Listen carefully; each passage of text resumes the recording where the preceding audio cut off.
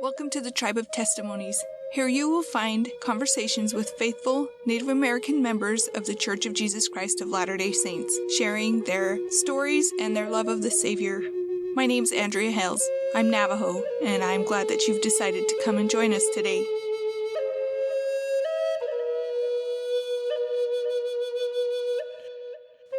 My guest today is Denten Robinson. He is actually the guy who won the nativity set, so that's pretty fun. I had him scheduled for this interview before he won the nativity, so that's excellent. I met his sister at the Book of Mormon videos in the summer of 2021, and so she was the one that gave me his name. He's pretty awesome. I'm not sure if I met him before or not. I swear I met a guy who resembled him, who did a tour of the law school once upon a time when I was at the law school. And then that guy never came. So that's why I'm wondering if it was him. Anyway, so our lives otherwise haven't ever crossed paths that we're aware of. But he's great, and I'm really happy that we could do this. And also we figured out that I can do Zoom on my phone and record it that way. Hello, Andrea. Anyway, I hope you enjoy this conversation because I certainly did. Here's Denten.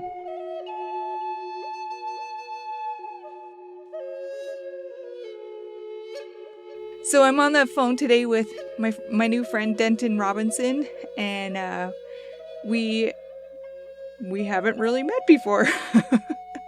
Denten, would you please introduce yourself in your tribal way as much as possible? If it's in your language, great. If it's not, that's fine. Not everybody speaks our language, and some languages are dead. Yes, thank you. Shia Denten Robinson, Yanishye, Tabahan Nishle, Biligana, Bashash Chin, Kiani, Dashish Che, Biligana, Dashish Nale.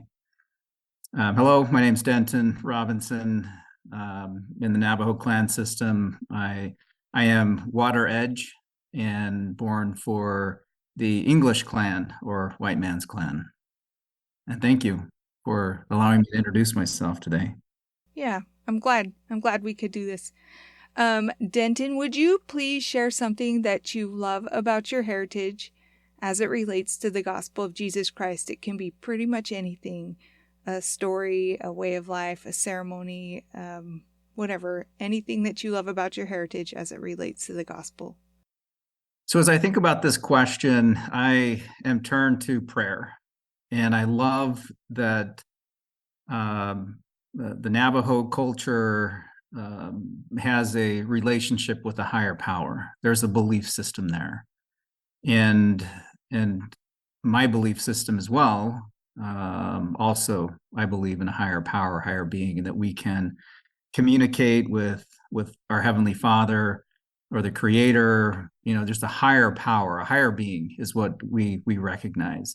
And I love that. And knowing that there's that overlapping belief system for my Navajo culture, but then also the gospel of Jesus Christ that I believe in. And, you know, growing up, my parents, they taught me to pray when I was very young. They introduced that to me. I've always known that there's a higher power, a higher being, that there's a God in heaven. And as I would visit the reservation, visit my grandmother and my extended family for family reunions or other gatherings, my grandmother would always make sure that there would be a prayer. Oftentimes when we started whatever we were doing as a family, but often as well when we departed as a family, she would make sure that there was a prayer offered, and she would offer it oftentimes, often in Navajo. So I wouldn't really understand everything that she was saying, but it's something that you feel, you know, you can feel that inside of you, that spirit that touches you and teaches you. And lets you know that there is a God. And I just love that.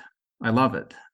And the other connection there is oftentimes it also comes through a song and a drum beat. And I love that. Again, I don't understand everything that's being said, but it's just that feeling, that connection with God and the praise to a higher being and giving gratitude to a higher being for the blessings that we enjoy. So I love that. I love that about the crossover. Yeah. President Hinckley made it a point often to remind us to be grateful, and he told us different ways and different times that being grateful would help us draw nearer to Heavenly Father, and I think that is part of prayer, is being grateful, because that it's not just the words that we say, but the gratitude, it brings us closer to Heavenly Father. Absolutely. And gratitude, I'm glad you bring that up even further about gratitude. There's so much that we have to be grateful for. And I love that, we could be having the worst day, the worst week, the worst month, the worst year, but there's always something that we could be grateful for. I mean, we've been blessed with so much abundance in this world that oftentimes our focus becomes so narrow on what our problems are and what our issues are that we forget about everything else that's around us that God has blessed us with.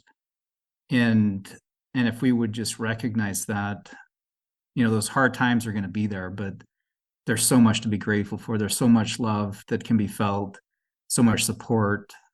We're never alone with that higher power being there. And to be able to communicate with him whenever we want as well. How awesome is that? Yeah. I mean, like, you just can't forget that. Like, he's always there. Yeah. I've actually prayed to Heavenly Father multiple times about thanking him for a prayer. I mean, how cool. Yeah, exactly what you said. How cool is it that we can literally pray to a divine being, a God? At any time. I teach my kids, you can pray wherever you are, whenever you need to. And I tell them I pray all the time with my work, other things that I'm doing. It doesn't matter. Like, God he is built into every aspect of our lives.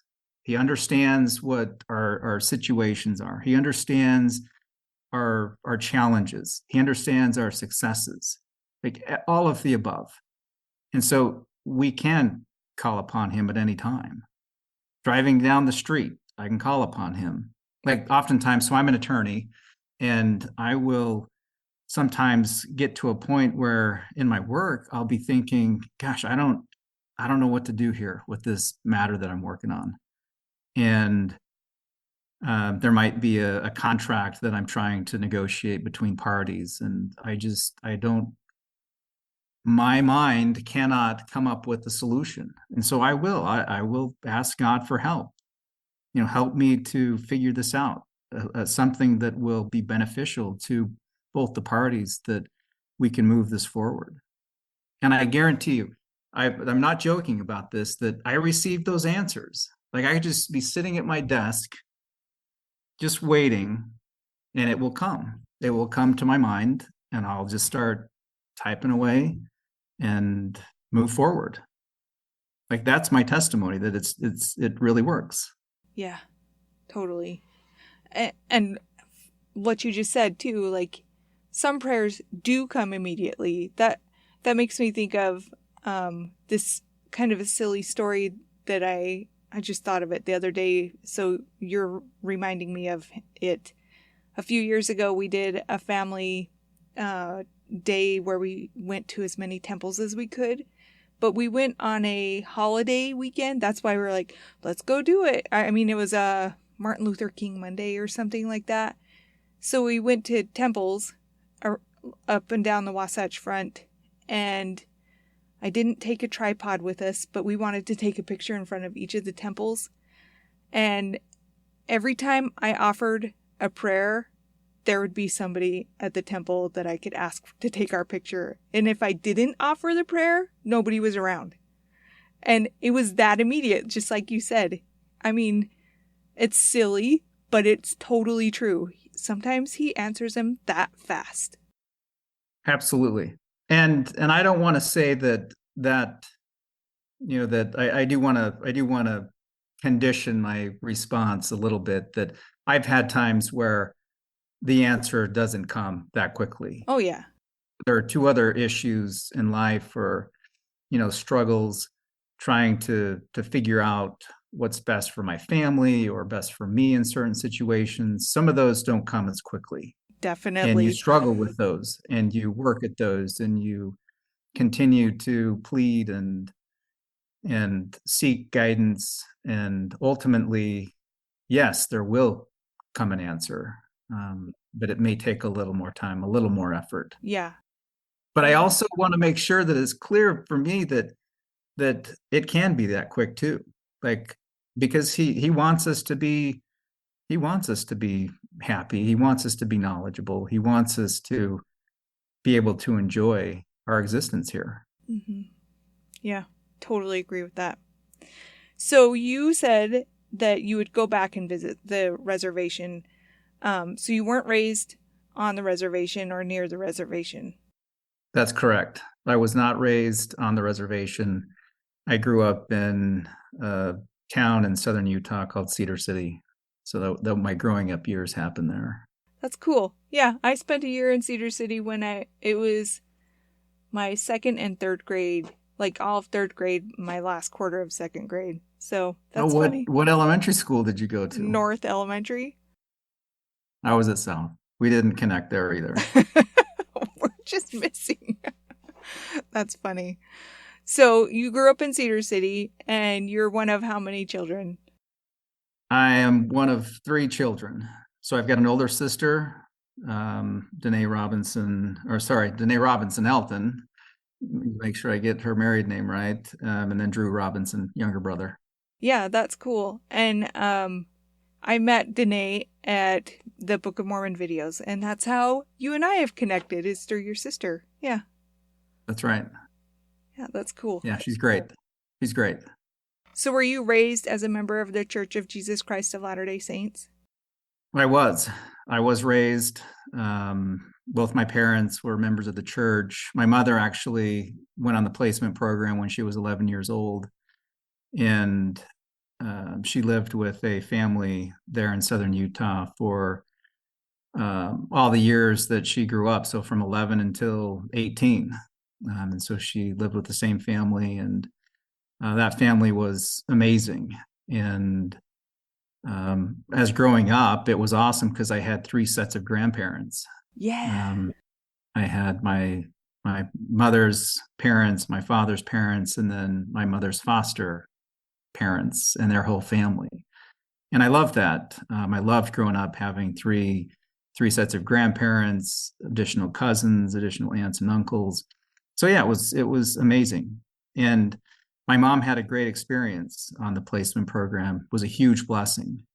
And I often think about that as well, that, how I became a person in this world, because of that program, and because my mom was living with that family and educated there off the reservation.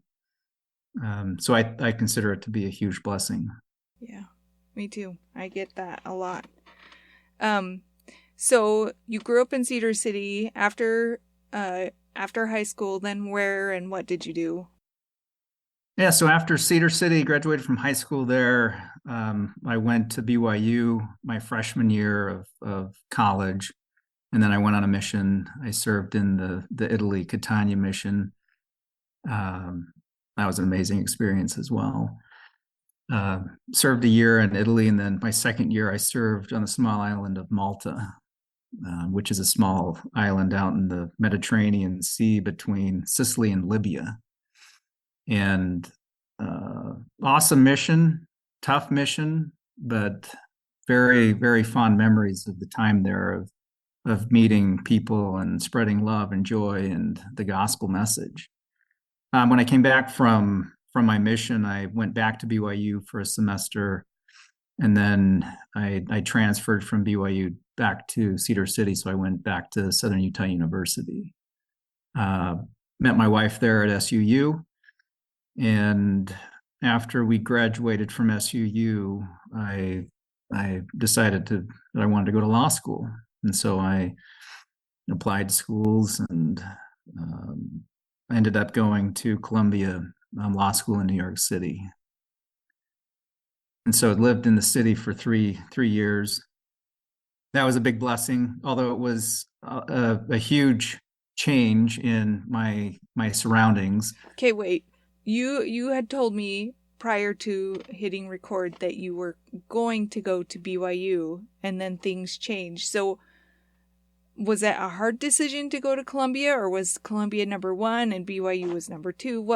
How did you reach that point? Yeah, so when I was looking at law schools, I applied to a number of schools, got accepted to BYU Law School, and was committed to go there, accepted.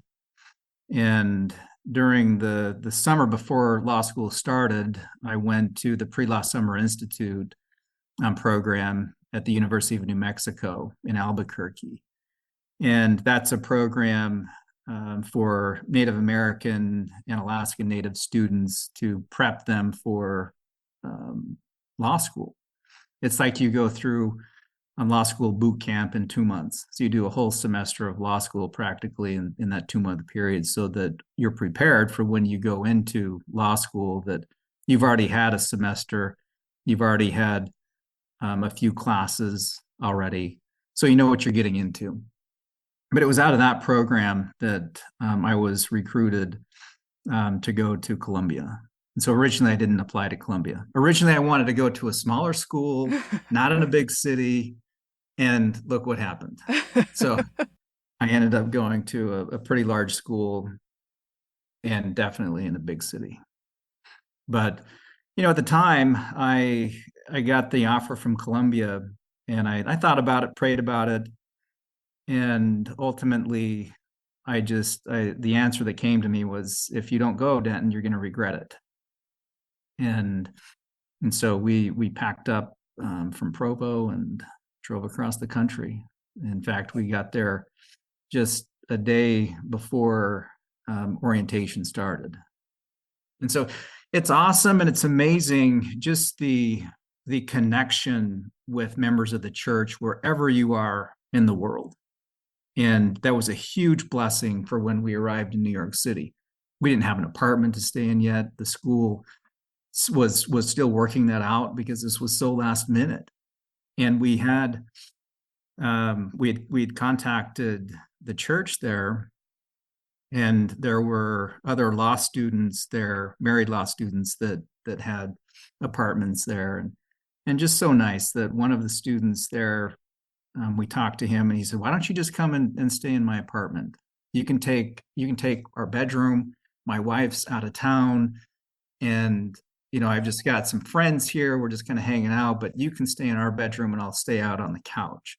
And so he literally had never met this individual in person, and we stayed with him for, I think, 2 or 3 nights before our apartment was ready and available. Did you have children at that point? No children, just 2 of us. And so this individual, his name's Ben McAdams. You may have heard of him. Yeah. And he's a great guy. And but I'll never forget that story. Just the kindness and the generosity of people, and the connections that you can make within the church. Totally. So did you love Columbia? Was it good for you? Yeah, it was great for me. It got me out of my comfort zone, made some amazing connections, got a great education. But like I said, it was tough. It was a tough transition for me, because I was coming from Cedar City, which is, the world's wide open. I love my mountains. I love the outdoors. And I traded that in for skyscrapers. Yeah. And so the first 6 months, it was a struggle. The first time I went to Times Square, and so let me back up. I'd never been to New York City before I accepted to go there. And so when we got there, we get off the subway, and walk up into Times Square.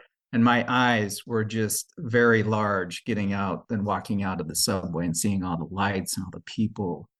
I mean, I'd been on a mission, so it's not like I hadn't seen some cities, but there's no cities out there like New York City. No. And my recollection of the subways in New York is they smell like urine. That often is the case. Yeah, that's a different smell than the sagebrush and all the stuff of Cedar City. Yeah, but it was an amazing experience educationally, personally, for my career, but also in the gospel as well. The church there in Manhattan is fantastic. The members there are faithful.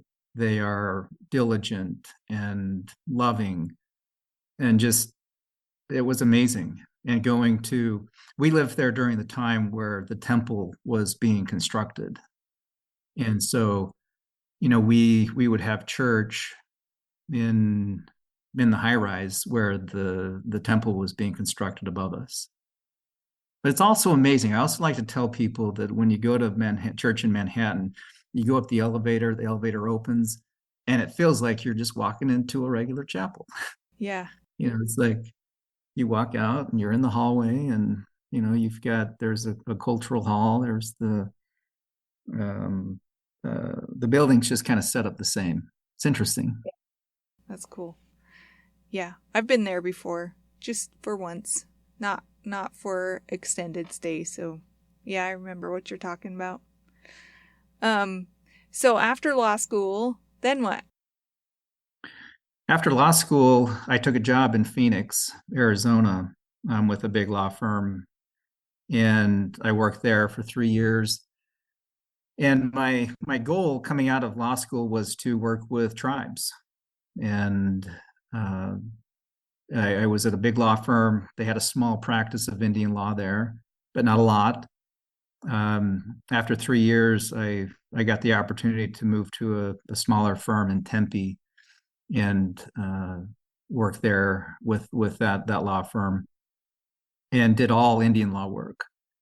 Became a partner there and was with that firm for a number of years, 10 years or so. After the 10-year period there, I decided I wanted to start my own law firm, and so I did that in 2018 and started my own firm.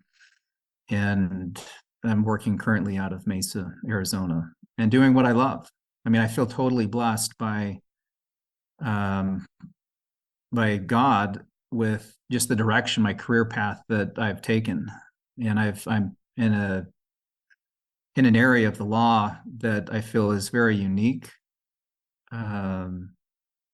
You have to know a lot about a lot of things.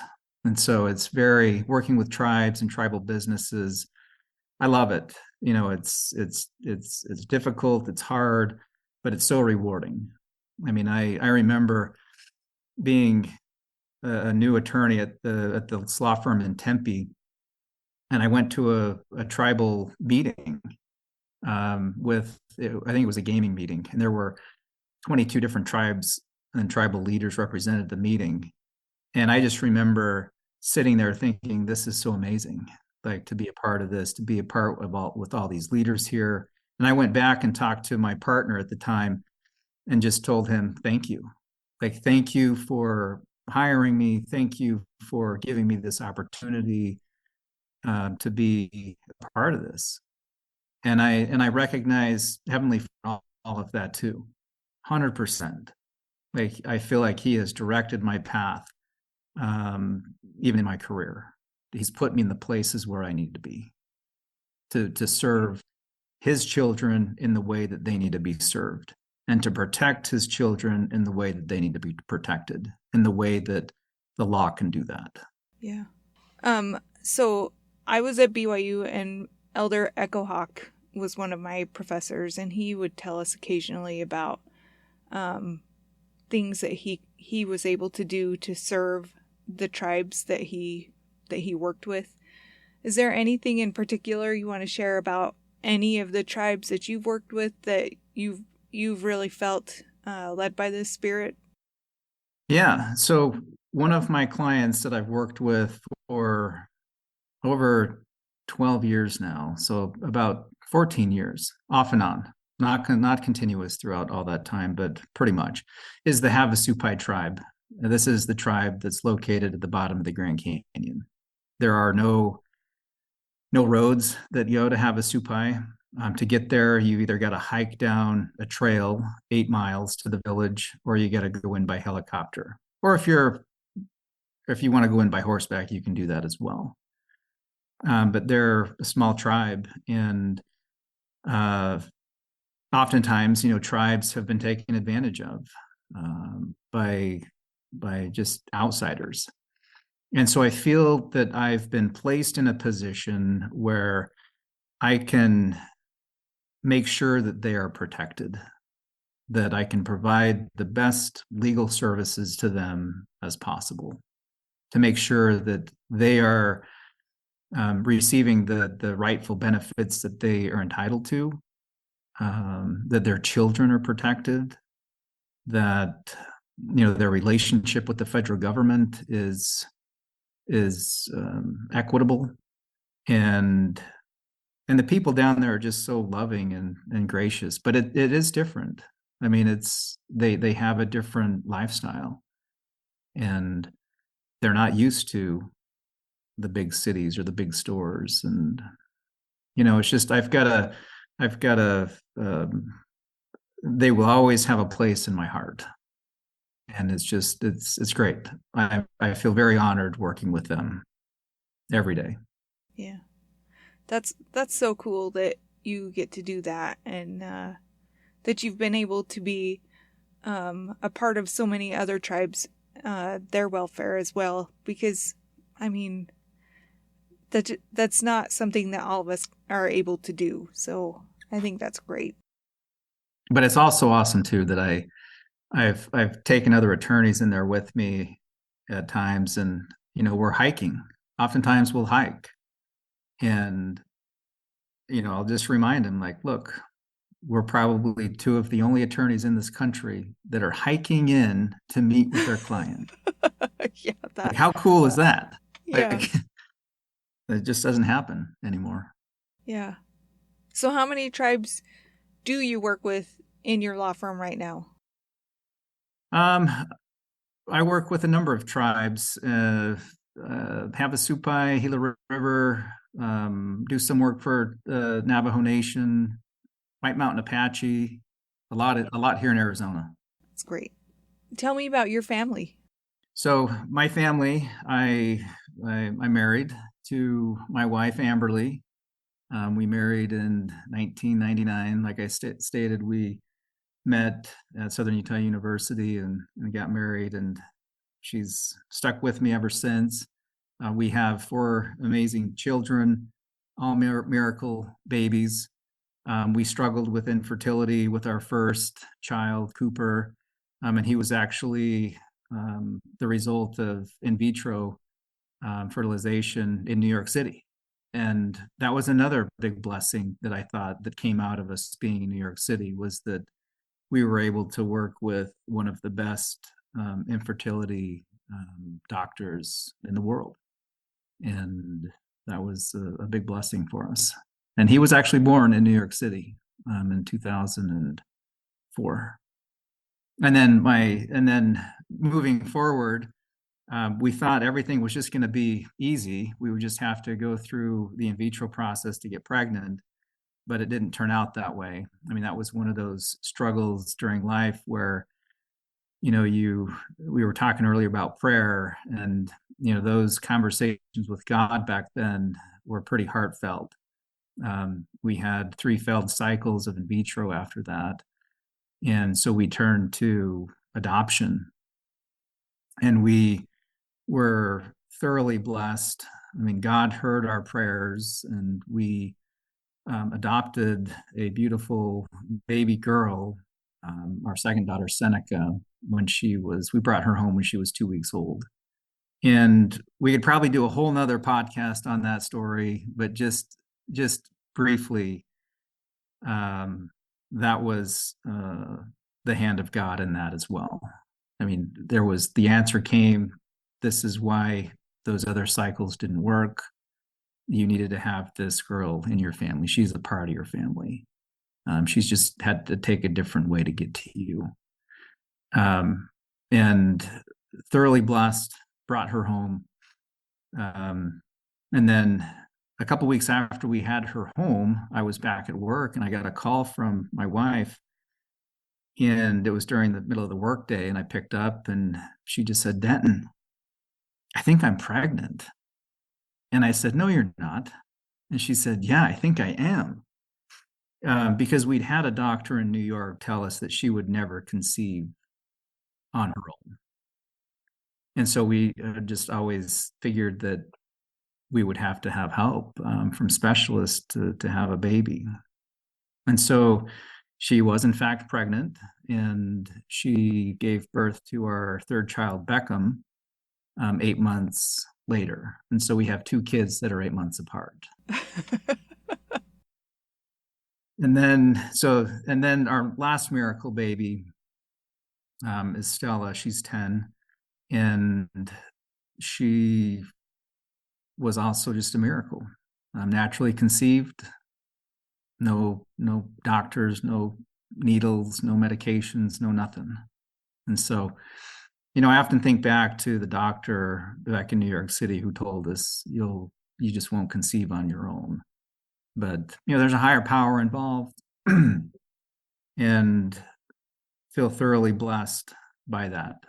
But through all of that, all the struggles, we always felt that we would have a family, and there was never any doubt there. We just had to be a little patient on how that was going to happen.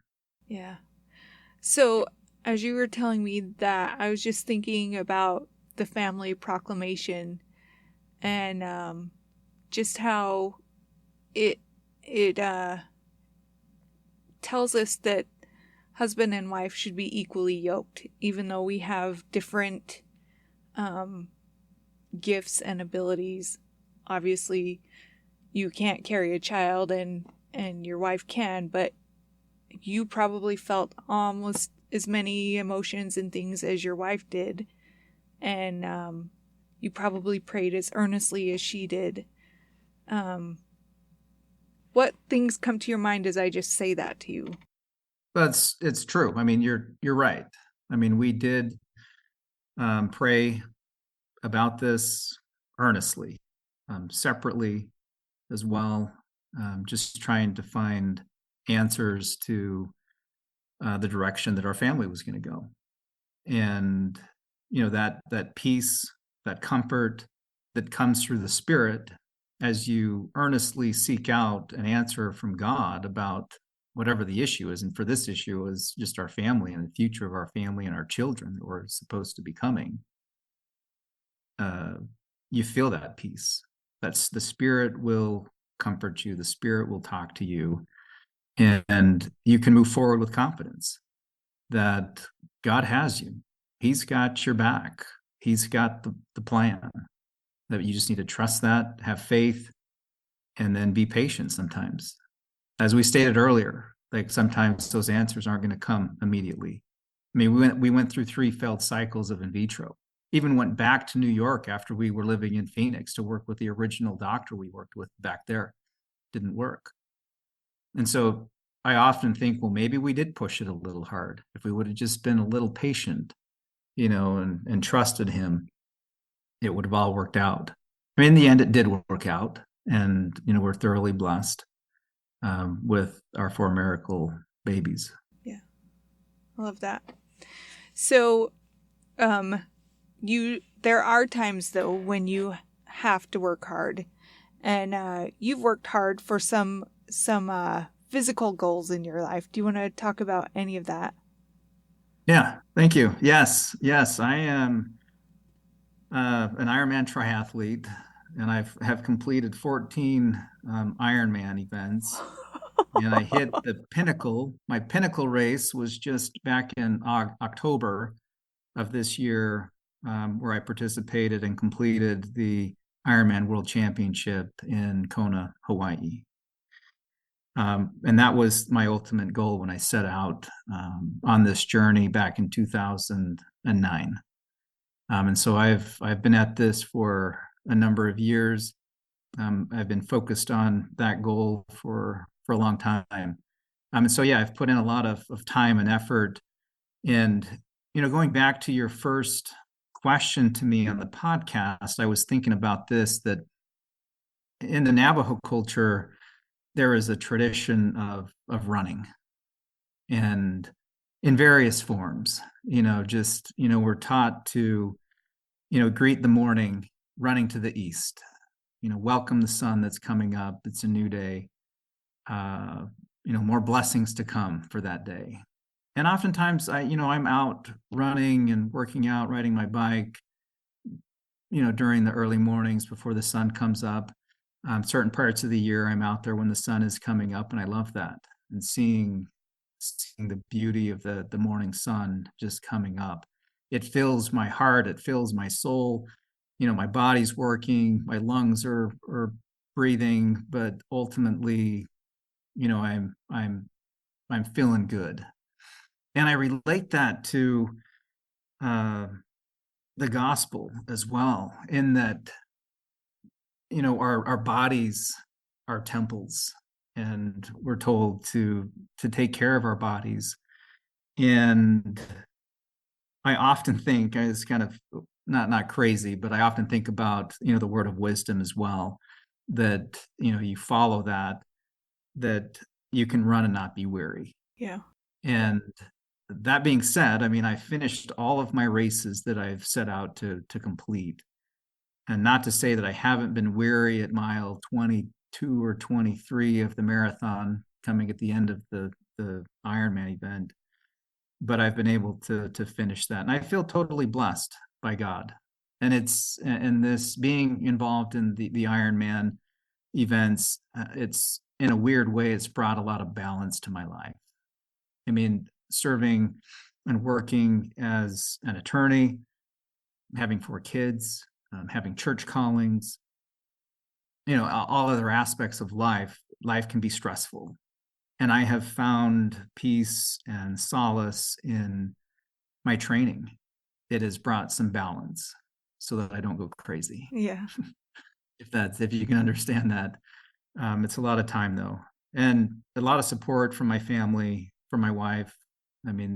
Our kids were pretty young when I first started out on this journey, but she's been amazing to support my goals and supporting me to get to where I wanted to be with that. Of the 3, or I don't know exactly how to phrase this perhaps, but what of the training was the hardest for you, and how did you get through that?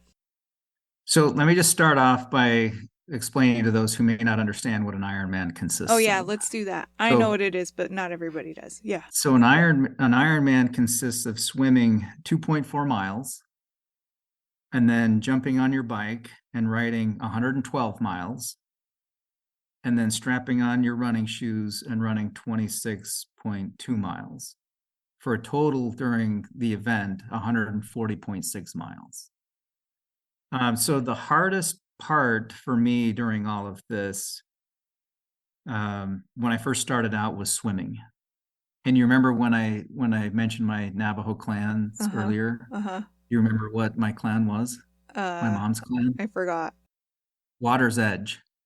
And so I was thinking, because of that, maybe I wasn't meant to swim, that I should just be on the water's edge.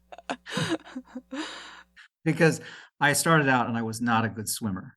In fact, I'll tell you just a quick story. So I'd signed up for my first Ironman event without ever having swam that far, without ever having ran a marathon. Wait. I signed up. I was inspired to sign up. No way. And so I went to the YMCA in downtown Phoenix the first time, because I was working downtown at the time. And I remember going to the pool, got my goggles on, and I'm thinking I'm going to just jump into this pool and start swimming some laps. And I jump in the pool, push off the edge, and start swimming to the other end of the pool, 25 yards. That's it. It's not even an Olympic sized pool. 25 yards is what I had to swim. And I remember getting to the end, hitting the wall and just grabbing onto the wall and just huffing and puffing for air. And I remember holding on to the edge thinking, Denton, what did you just get yourself into? How are you going to swim 2.4 miles if you can't even make it the length of the pool? And 2.4 miles in open water, not in a pool. That's correct. So, I had some swimming lessons. I got coaching along the way, and swimming is still not my most strongest event out of the three, but I have come to enjoy it. In fact, now I can say that during any Ironman event, the swim is the most relaxing part of the day for me, because you're in the water, you're swimming, there's no, hard pounding of your body, you're just swimming. And so that's the most relaxing part of my day during those events. With the bike and with the marathon, do you have headphones in? Are you listening to something? You're doing it all silent. It's all in your head. All in your head. Yeah, the Ironman rules don't allow for headphones at any point. Are you serious? Interesting. I'm serious. Yeah, it's a safety issue, mainly. Okay. Yeah, I love Ironman. I was interviewed by the Navajo Times not long ago after my World Championship competition event, and I half jokingly told them, like, I think I'm the first Navajo to complete the Ironman World Championship, and I'm going to claim that until you tell me otherwise. Yeah. Just because that event, to get into the World Championship, it's very competitive. Very small percentage of athletes ever get to compete in that event. And so I feel very honored to have made it, feel blessed to have made it, and honored to represent the Navajo Nation there as well. Yeah. What does go through your head while you're doing it? Lots of things. I mean, you've got a lot of time out there. And unfortunately for me, oftentimes I'm not feeling great. So, and some people ask me, why do you keep doing it if you don't feel great doing it? That's a good question. And so I tell them it's just that, my goal, the drive, the determination to get there, to get to the end. I set out to accomplish something, so I've got to get there. But what goes through my mind during these events, it varies. I mean, I'll think about my family. Like, there are some times where during the run, I'll dedicate a mile to someone in my family. And so I'll be running out there and I'll just be thinking about this person in my family.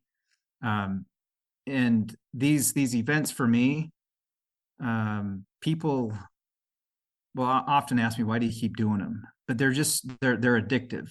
So you get started, you do one, and then for me at least, it's like, gosh, I could have done something better. I could have done this better or that better. I could have been just a little faster.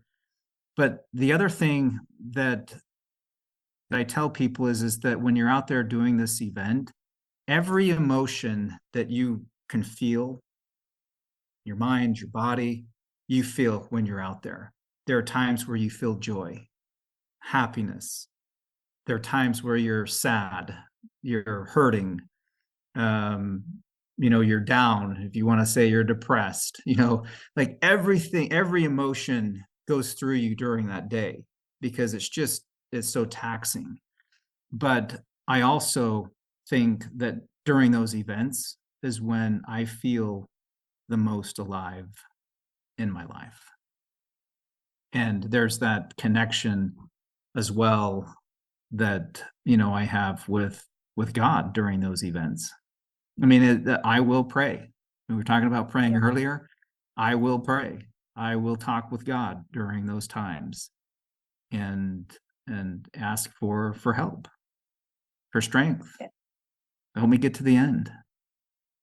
So, like I said earlier, God can be in every aspect of your life. And you can feel his power, you can feel his strength and his love wherever you are. That's awesome. Would you want to do one? I'm a triathlete. I tried the blue couches and the brown couches and the rocking chairs. I'm not an athlete. Yeah, that I think it's cool though. I admire people who do that because it's not something you just are like, "Oh, I think I'll go do this." You actually have to put in the effort. Like you said, it's mind, it's body, it's so much preparation in order to get that place. And I admire that. That's right. So my wife, when I first started out with these Ironman triathlons, she told me that she would support me in this endeavor as long as I was prepared for the races. Yeah. And not to just go half in. Like if you're going to do it, you got to be all in.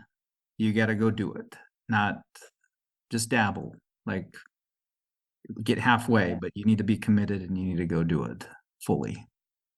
I think that's a good way to look at, and this would be way back for you, but for anybody who might be listening who's preparing for a mission, you can't just show up and be like, "Okay, I'm here." You have to get that preparedness before you go on a mission, and you have to get that way before you take the bar. You have to get that way before you, like lots of things. You can't just, "I'm here." Yeah, there are lots of analogies, gospel analogies, just like what you said with doing these types of events and just the preparation side, the discipline, the faith, and just the dedication, and being prepared for what lies ahead. And that's the gospel's all through that. Yeah. I have enjoyed this so much. It's been so great to talk to you and learn about the things that you're in and participating in and going forward with.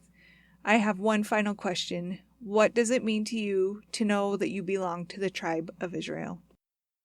I think it means everything to me. And I know that's a very broad answer, but there's not an aspect of my life that I can think of that the blessings that I receive because of that knowledge and understanding, it's all encompassing. I mean, I think about my life and where I am, and the blessings and the abundance that I have is all because of that, all because of that I do belong to that tribe. And like I said, the blessings that come from that, all the way back to how my parents came together, how my grandparents on the reservation met the missionaries, how Jesus Christ has blessed our lives, how we've learned through faith, how we dedicate ourselves to being good people and being loving people, the baptismal covenants that we make, like just the very basics, just being a part of that. I love it. And when I say I think it means everything, it does. It just means everything. I don't know where my life would be without it. And having the knowledge of, just the basics of where I came from, what I'm doing here, and where I'm going.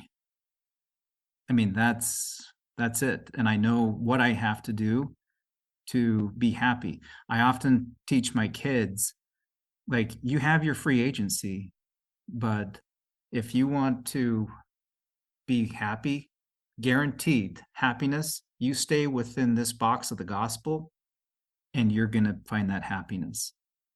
Guaranteed.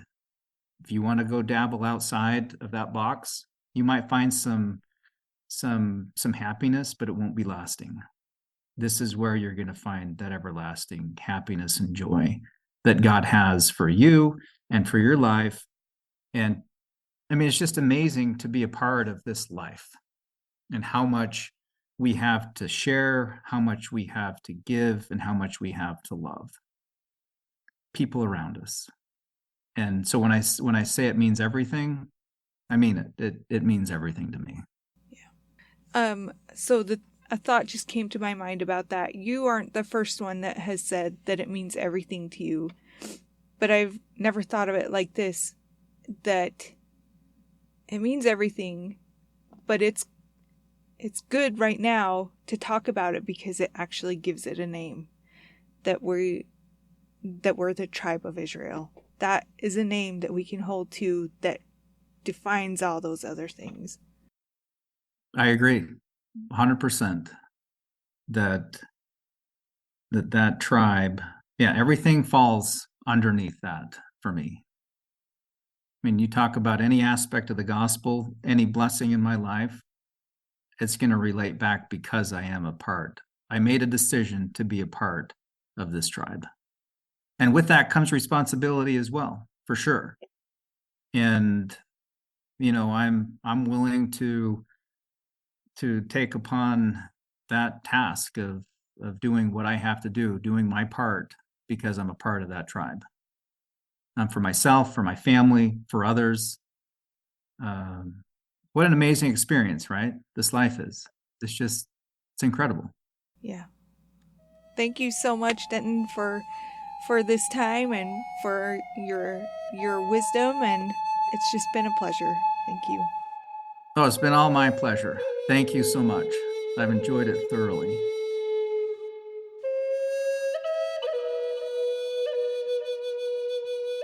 So this week was we just finished the first full week of January 2023. And that means all the oldest primary kids are now in young women and young men from the year before. And my daughter, Emma, is one of those who is now in young women. We're really happy for her, and we think she's going to love it. We scheduled her to go to the temple to do baptisms for the dead on Saturday, January 7th. And when I got around to scheduling it, the temple that we go to, literally we got the last Saturday reservation. So that was funny, and it was for 6 a.m. Saturday. That's earlier than I like to be up. But anyway, so we took her to the temple earlier in the week. We're like, are you excited to go to the temple? She's like, I don't know, I'm pretty nervous.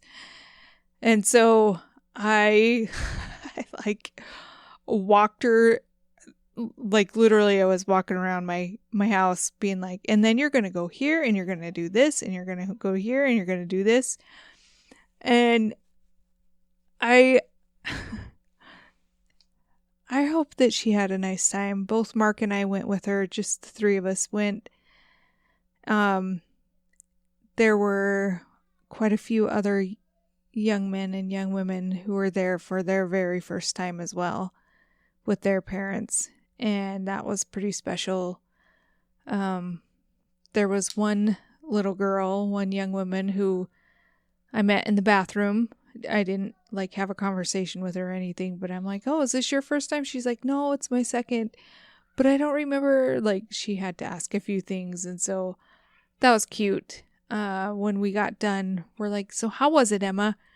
She's like, it was nice. We're like, that's what it should be. It should be nice. It should just make you feel fine and good. And Mark said to her, you know, it's a rare thing for us to have like a special miracle happen while we're at the temple. Those happen, but most of the time it just feels nice. And that's the thought I want to leave with you.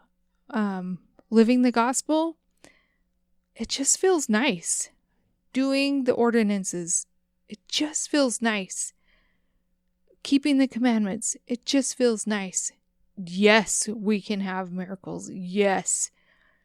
But it just feels nice. It just feels good and right. It doesn't have to be bigger than that. It was It was just nice, and I'm so glad that I got to be there with Emma. And I wanted to share that with you and hope you have a super wonderful, awesome day. Tribe of Testimonies is not sponsored by the Church of Jesus Christ of Latter-day Saints. The music is a traditional hymn, Come Thou Fount of Every Blessing, arranged and performed by Kyle Forsyth. I would love to hear from you. I would love to hear how this podcast is affecting you. And I'm always looking for guests. If you or someone you know would be a great guest, you can reach me at tribeoftestimonies@gmail.com.